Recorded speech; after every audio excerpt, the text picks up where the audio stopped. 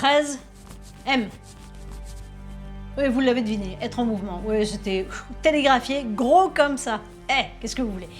Pourquoi j'ai envie de vous parler du mouvement? C'est quoi le rapport entre exploratrice et mouvement? Je vous dirais, c'est un truc hyper terrien, quoi. La Terre, elle s'arrête pas de tourner. Ça continue tout le temps. Le temps, les aiguilles, elles tournent tout le temps. Il n'y a rien qui s'arrête jamais. Moi, je me dis toujours, en exploration dans la vie, je peux pas m'arrêter. J'ai pas dit que je pouvais pas me reposer. Ok, ceux qui me connaissent savent pertinemment que j'ai un petit peu de difficulté à m'arrêter. Mais ce que je veux dire par là, c'est que quand j'ai un projet, quand j'ai un défi que je veux relever, quand j'ai une exploration, je peux ralentir quand j'en ai besoin pour me reposer tout ça, mais je ne peux pas m'arrêter. Parce que si je m'arrête, je régresse, forcément. Parce que tout le reste de la vie, tout le reste du mouvement, lui, ne s'arrête pas. Fait que le gars, il est de plus en plus large. Et moi, après, je suis à la traîne, quoi. Rester en mouvement, pour rester en forme aussi, pour rester fluide, c'est être un peu comme une vague, être un peu comme la goutte d'eau qui coule, qui continue. Et parlant de goutte d'eau et puis de mouvement, un jour j'ai plongé les Rapides de la Chine.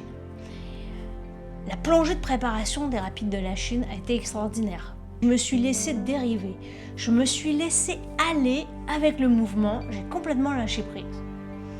Je vous avouerai que j'avais pas le choix.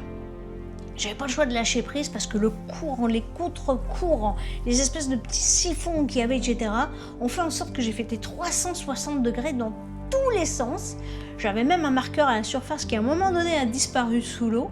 J'aime autant vous dire que les deux qui étaient sur le bateau qui m'attendaient étaient blancs comme des cachets d'aspirine en plein mois d'août.